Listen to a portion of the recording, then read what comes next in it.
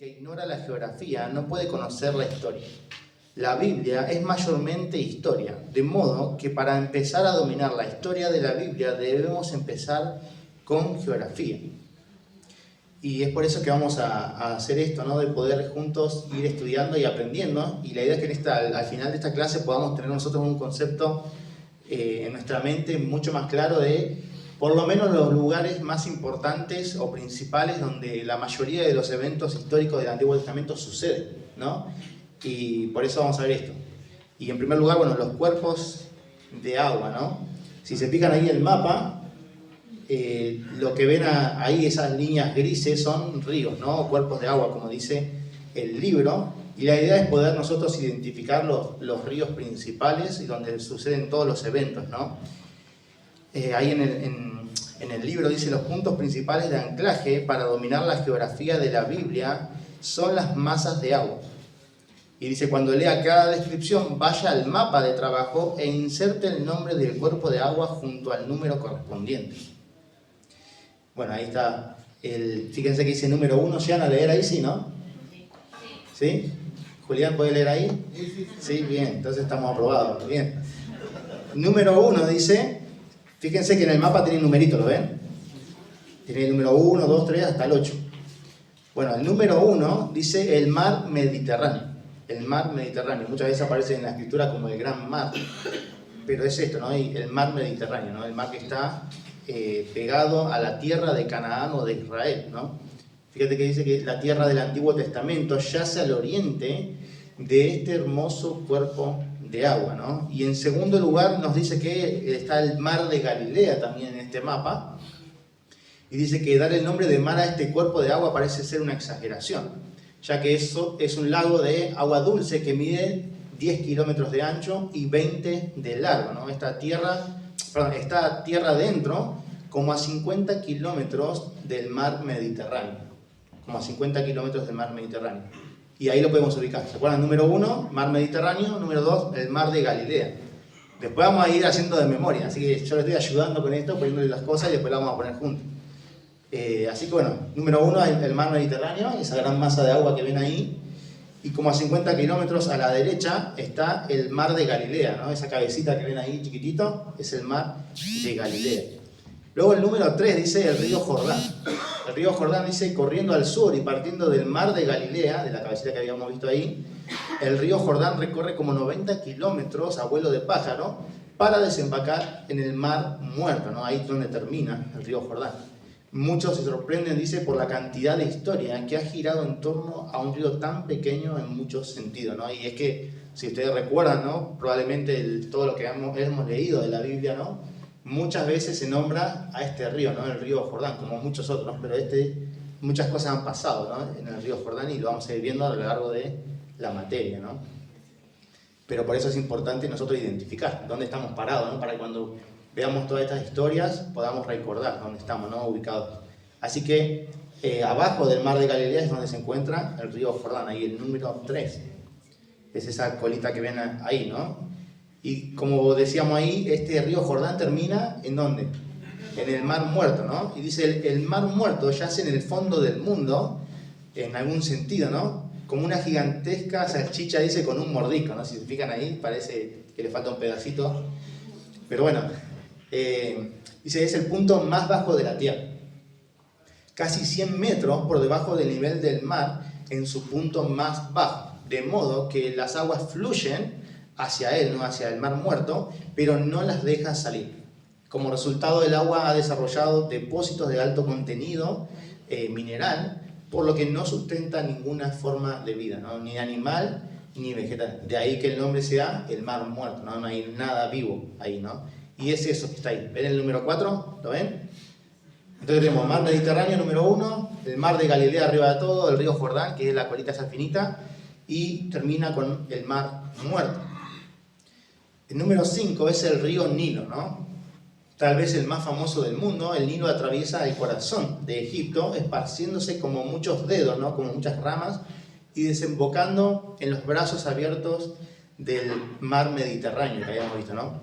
Y luego está 2 ríos más que son los ríos Tigris y el Éufrates. El Éufrates capaz que te suena más, ¿no? También hay mucha historia alrededor del Éufrates. Dice, estos ríos gemelos fluyen por casi 1500 kilómetros cada uno antes de unirse y depositan su tesoro, o sea, todos sus minerales y el agua, en el Golfo Pérsico, ¿no? Son esos de ahí arriba a la derecha, ¿lo ven? El río Éufrates y el río Tigris. Y por último dice el Golfo Pérsico.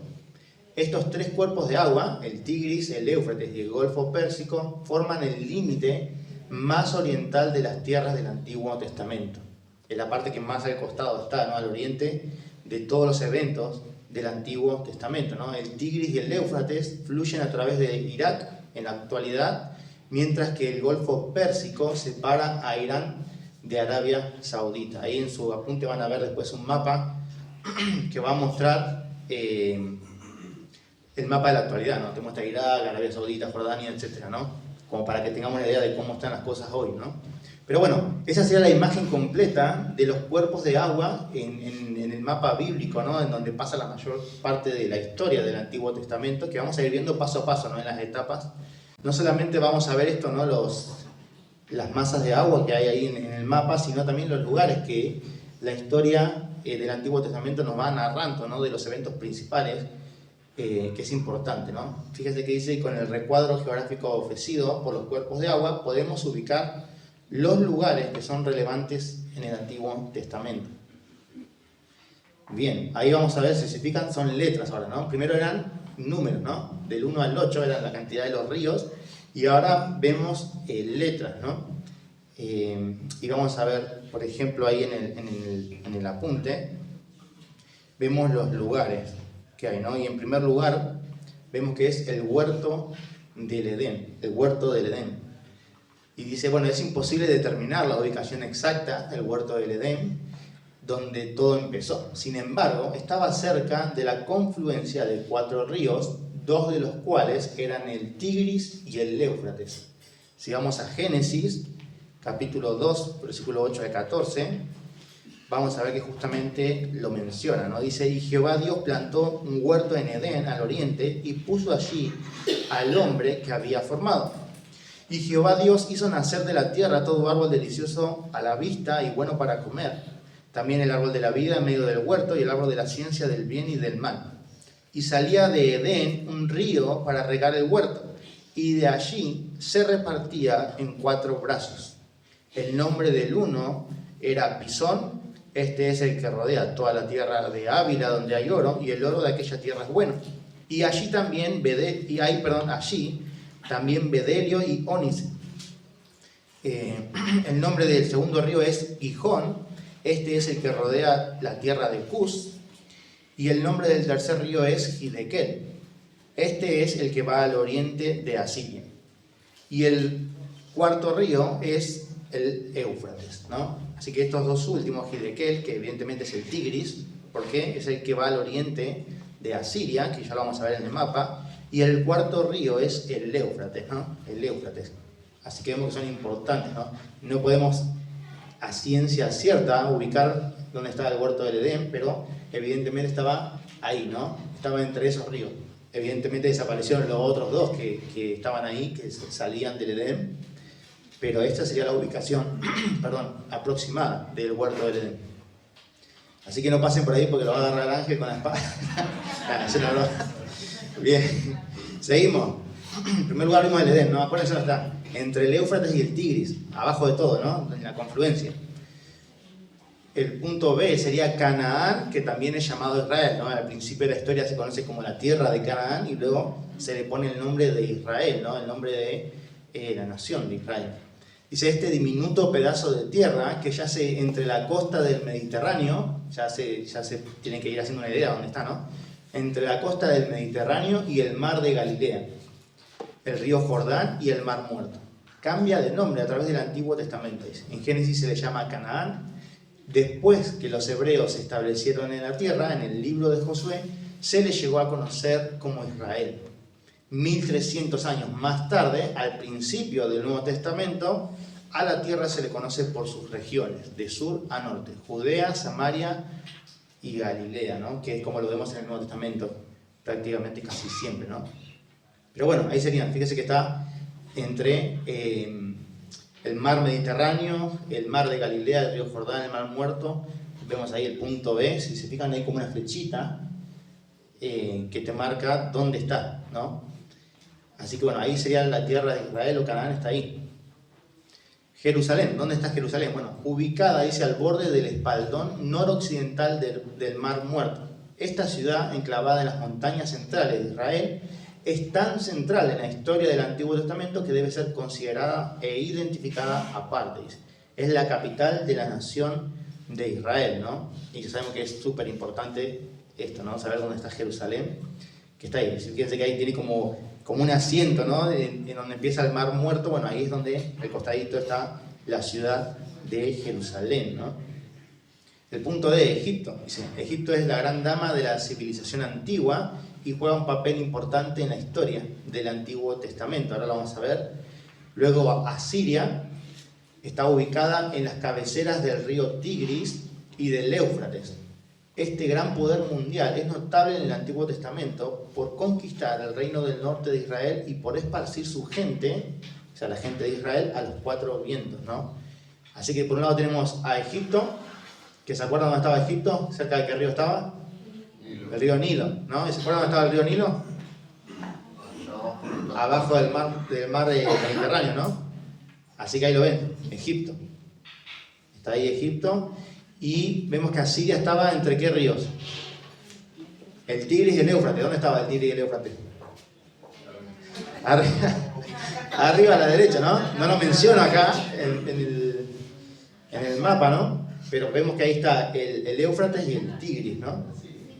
Así que ahí está Asiria. Si pasaron por los libros históricos del Antiguo Testamento o algunos profetas, recuerdan esto, ¿no? Los asirios, cómo se llevaron a las tribus del norte y después convirtieron en samaritanos, prácticamente, para resumir la historia, ¿no? Mezclando a la gente por todos lados. Y eso es algo que hacía este imperio, ¿no? Era un imperio muy poderoso. Bien, Babilonia. ¿Les suena ese nombre, Babilonia? ¿Sí? Ahí estaba nuestro amigo Nabu, ¿se acuerdan? Bueno, dice otro poder mundial gigantesco e histórico. Esta nación fabulosa, aunque de corta existencia, conquistó a Asiria. También subyugó al reino del sur, Judá, 136 años después de que Asiria conquistó el reino del norte, Israel. Así que después de esta cantidad de años, de 136 años, que los asirios se llevaron a las tribus del norte, a Israel, vinieron los babilonios como un juicio de Dios, ¿no? Y se llevaron también a Judá, ¿no? Destruyeron la muralla, el templo, todo, ¿no? Así que bueno, esta nación, Babilonia, se halla en Mesopotamia, entre el Tigris y el Éufrates. Y si se fijan, hay una aclaración, que es Mesopotamia, significa en medio de, eso significa meso, en medio de, y ríos, ¿no? Pótamos, de ahí Mesopotamia, ¿no? Hipopótamo, ¿de dónde piensan que viene?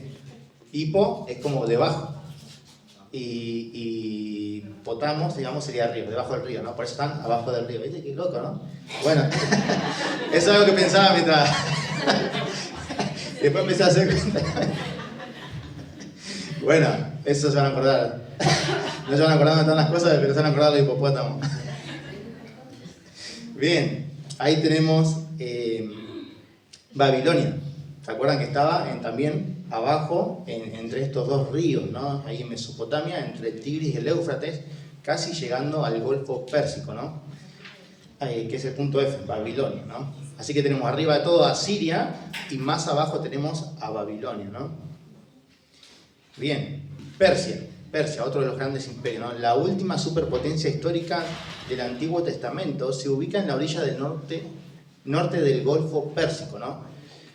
Persia entra en juego al conquistar a Babilonia y al permitir a los hebreos regresar del cautiverio. ¿Se acuerdan? Ciro, el rey de Persia, fue el que dio el edicto para que vuelvan en cumplimiento de la profecía que había dado Jeremías, ¿no? e Isaías, ¿no? De que Dios iba a usar a Ciro, a un tal Ciro, para que dé el edicto, para que vuelva, ¿no? su pueblo, ¿no? Después lo pueden buscar y estudiar, lo podemos mandar, ¿no? Pero lo hemos visto en la clase de bibliología, ¿se acuerdan? Como estos argumentos o evidencias, ¿no? de que de la escritura, ¿no? De las profecías, y una vez eran estas, ¿no? Como Dios había profetizado, ¿no? Que este hombre Ciro iba a dar la orden, el decreto para que su pueblo vuelva, ¿no? A Jerusalén. Y es esto lo que estamos viendo, ¿no? En Persia estaba este rey, y fue el que permitió a los hebreos regresar del cautiverio, reconstruir la ciudad de Jerusalén y restaurar la adoración en el templo, ¿no? Así que Persia está, dice, en la orilla norte del Golfo Pérsico. ¿Se acuerdan dónde estaba el Golfo Pérsico? Abajo, ¿no? Abajo a la derecha. Así que vamos a tener que encontrar por ahí a Persia, ¿no? Ahí está Persia. Fíjense que está ahí al lado oriente, justo ahí donde empieza el Golfo Pérsico, ¿no? Por eso se llama Pérsico, ¿no? Por Persia. Así que vemos ahí las etapas, fíjense, esto después vamos a ir completándolo por capítulos en las clases que vayamos viendo, ¿no? Vamos a ir viendo cada una de estas etapas que están acá, que ustedes ven ahí, ¿no? Pero en primer lugar, fíjense la etapa de la creación, ¿no? Este es un pequeño resumen, dice la creación del mundo y del hombre y los sucesos más tempranos, ¿no? El comienzo, podría llamarle, de todas las cosas, ¿no? Esos son los eventos principales que hay en la etapa de la creación. En segundo lugar, la segunda etapa en esta historia, ¿no? Progresiva de la redención es la etapa o la era de los patriarcas, ¿no? Y fíjense que dice el nacimiento del pueblo hebreo por medio de una familia de patriarcas que cubre un periodo de 200 años. ¿Quién era el primer patriarca? Abraham, ¿no? Y después vienen los hijos, ¿no? Esa era, desde que Dios llama a Abraham, es la era de los patriarcas, ¿no? Eso es lo que podemos ver en Génesis capítulo 12, por ejemplo. Pero bueno, vemos esto, ¿no? La etapa de la creación, la etapa de los patriarcas, y como ustedes dijeron, ¿quién sería uno de los personajes principales en la etapa de los patriarcas? Abraham, ¿no? Así que ya pueden completar ahí el cuadrito con más facilidad. Éxodo sería la tercera etapa, ¿no? El éxodo del pueblo hebreo al ser librado de los 400 años de esclavitud en Egipto para volver a su tierra prometida, ¿no? Eso es lo que vamos a ver en la etapa de Éxodo, ¿no? En la era del Éxodo. ¿Y quién sería el personaje principal? Moisés, ¿no? Está fácil. Bien, la etapa de la conquista, dice la conquista de la tierra prometida por parte del pueblo hebreo a su regreso de Egipto. ¿Ven cómo va todos los eventos, ¿no? En línea, la creación, los patriarcas van a Egipto, obviamente, ¿no? Son esclavos, y viene el éxodo con Moisés ahí. Y cuando salen, ¿qué hacen después cuando llegan a Canaán? Entra la matanza, ¿no? Entra la conquista, es la etapa de la conquista, ¿no? Van a matar a los pueblos paganos, ¿no? Que colmaron, por así decirlo, la paciencia de Dios, ¿no? Llegaron al límite de pecado, ¿no? Y Dios usa al pueblo de Israel como un elemento de juicio sobre estas naciones, y al mismo tiempo tenían que hacerlo porque era lo que Dios había prometido primeramente a Abraham, ¿no? Pero bien, eso es lo que vemos en la etapa de la conquista. ¿Y quién encabezó la conquista? ¿Se acuerdan? Josué. Josué fue el general que Dios usó para liderar al pueblo de Dios en esta etapa, ¿no? Bien, jueces es la otra etapa. Un periodo de 400 años durante los cuales Israel está bajo el gobierno de líderes llamados como los jueces, ¿no? ¿Se acuerdan del tiempo de los jueces? Bien, ahí está. ¿Quién sería uno de los personajes principales que se viene a la mente? Sansón. Hay varios que fueron, Gedeón por ejemplo, pero Sansón también es el más conocido, quizás porque es algo trágico, ¿no? Bien, la siguiente etapa en la historia del Antiguo Testamento es la etapa del reino, ¿no? Que acuérdense, en la etapa de los jueces habían líderes, ¿no? Que eran jueces que juzgaban y traían cierto orden o libraban a Israel del enemigo, y después volvían a hacer lo que querían, ¿no? Y era un ciclo, ¿no? Porque no había orden, ¿no? Y viene ahí la etapa del reino. Dice, otro periodo de 400 años durante los cuales Israel llega a ser una nación, es medio raro lo que dice acá, con todas las de la ley, ¿no? Una nación como todas las otras, ¿no? Que tiene una ley y está gobernada por una monarquía. Eso es lo que pasa en esta etapa, ¿no? Tienen un rey, como todas las otras naciones, ¿no? ¿Se acuerdan cómo el pueblo desechó en algún sentido a Dios y querían ser como las otras naciones y pidieron a Dios que le den un rey, ¿no? Y bueno, ahí aparece Saúl y después viene David y los demás, ¿no? Pero vemos quién sería el personaje principal que se viene a tu mente con la etapa del reino. David, el rey David, ¿no? Bien, la etapa del exilio. Dice, un periodo de 70 años durante los cuales los líderes de Israel vivieron en el exilio, habiendo sido conquistados por naciones extranjeras. ¿Qué naciones piensan que fueron las que los conquistaron? Babilonia y Asiria, ¿no? ¿Quién vino primero? Asiria, ¿no? Y después vino Babilonia, ¿no? ¿A quién se llevó Asiria? Reino del Norte.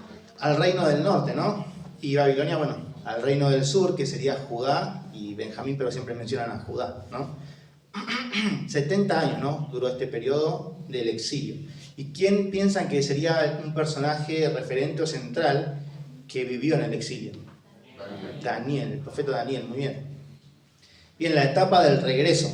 El regreso de los judíos exiliados a Jerusalén para reconstruir la ciudad y el templo. ¿Quién piensan que sería la persona, uno de los personajes, hay varios, ¿no? Pero uno de los personajes principales que fue muy influyente en esta etapa en la que el pueblo judío volvió, ¿no? A Jerusalén?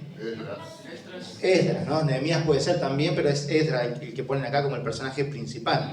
Y ahí los que fueron a la iglesia ya lo tenían ahí anotado, ¿no? Ayer predicaron sobre Esdras y bueno, es lo que pasó, ¿no?